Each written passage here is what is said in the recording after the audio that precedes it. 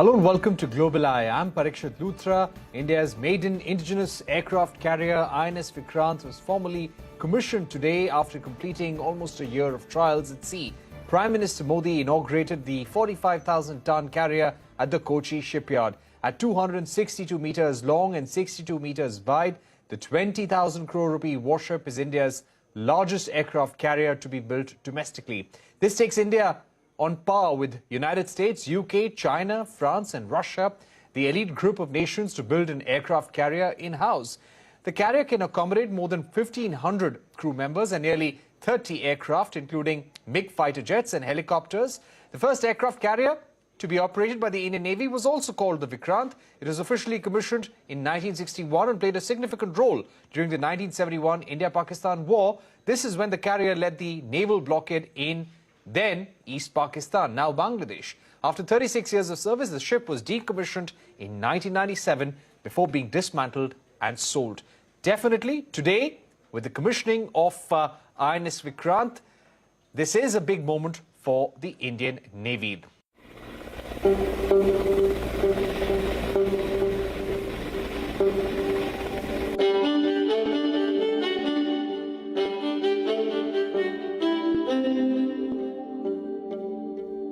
आत्मनिर्भर होते भारत का अद्वितीय प्रतिबिंब है विक्रांत। आजादी के अमृत महोत्सव का अतुलनीय अमृत है विक्रांत। आईएनएस विक्रांत पर हो रहा ये आयोजन विश्व क्षितिज पर भारत के बुलंद होते हौसलों की हुंकार है।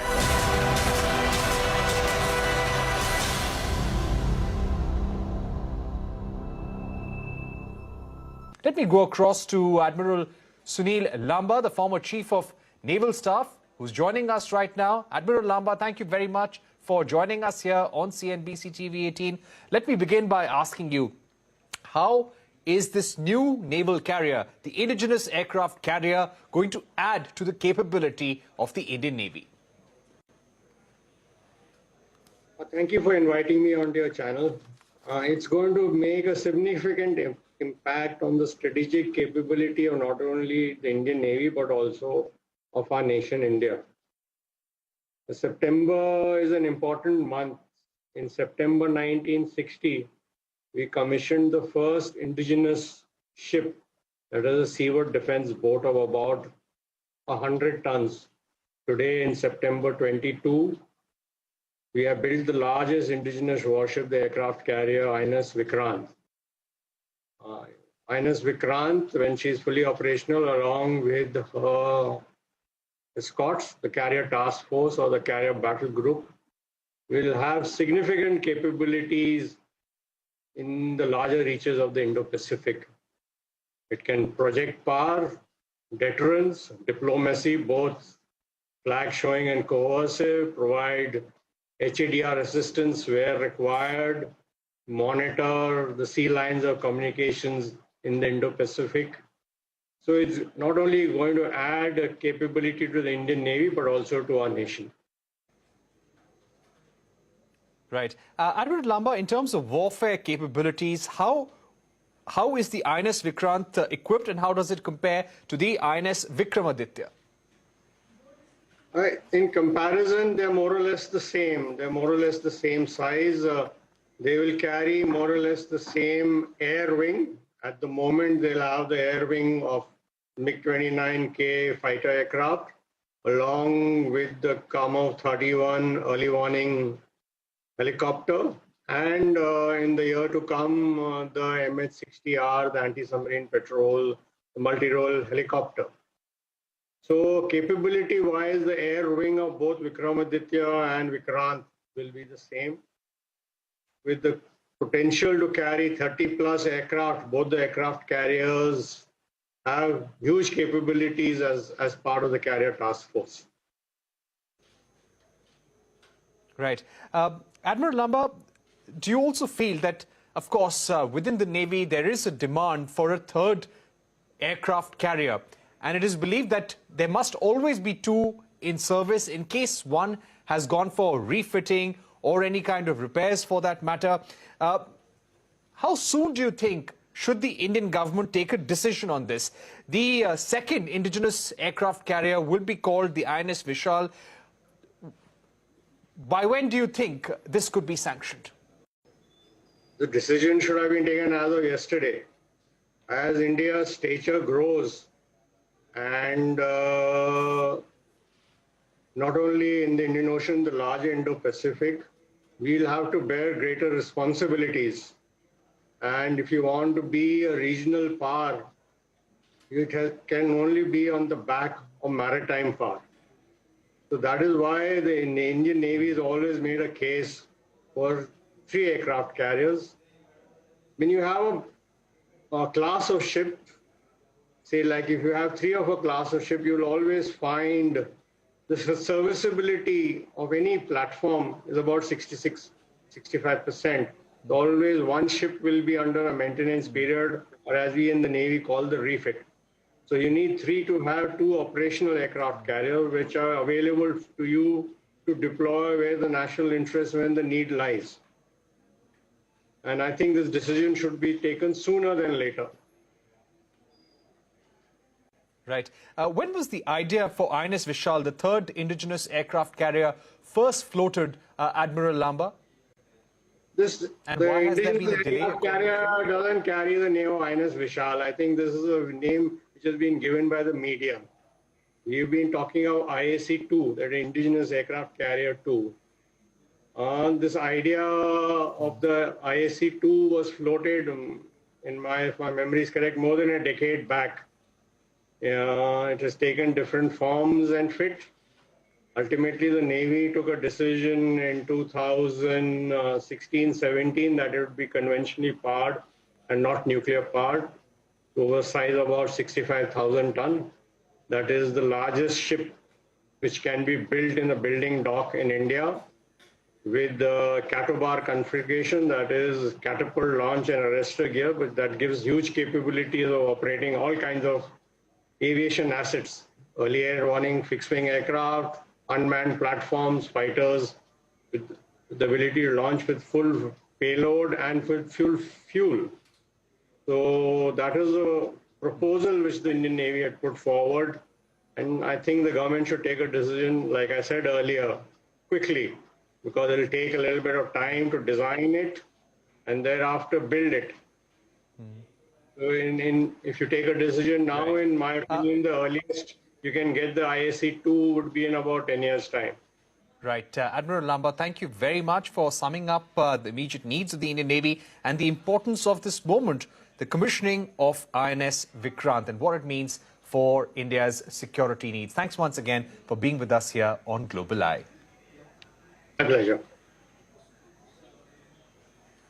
Shifting focus now, droughts, forest fires, shrinking rivers. China has been grappling with the worst heat wave recorded in the last 60 years. With more than 70 days of extreme heat and low rainfall, the country's rivers have almost dried up, with Asia's largest river, Yangtze, almost drying up. The devastating heat wave has killed thousands of livestock as several provinces report temperatures over 40 degrees Celsius. Several merchant vessels are reportedly stranded, with receding water levels making navigation completely impossible. There is no respite to the people of China since the pandemic started. The country is still seeing fresh cases coupled with a heat wave, drought, power outage and wildfires. The natural disasters have left a big dent on China's economic health, which is also visible in the country's GDP and manufacturing data.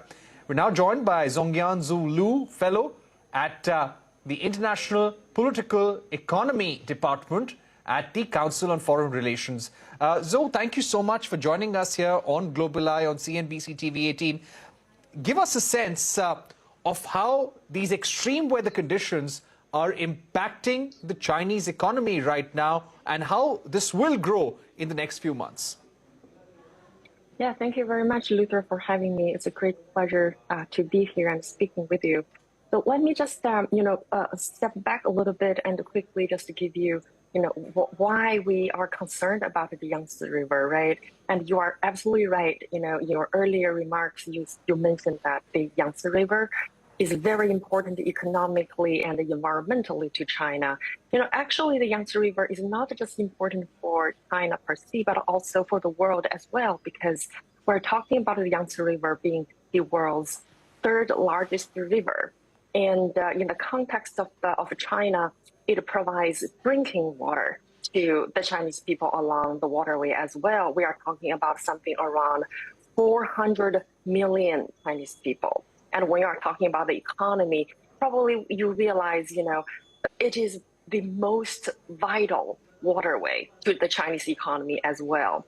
And a very important part of China's economic growth comes from energy, right? And the Yangtze River is very important, a very important source of hydropower for Chinese economy, which relies upon about 18% on hydro.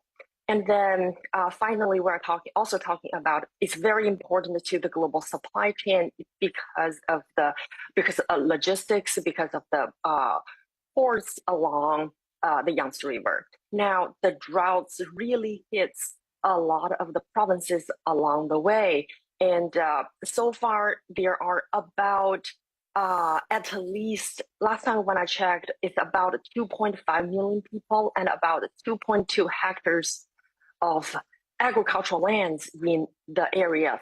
For example, in Sichuan province, Hebei, Hunan, Jiangxi, and the city of Chongqing.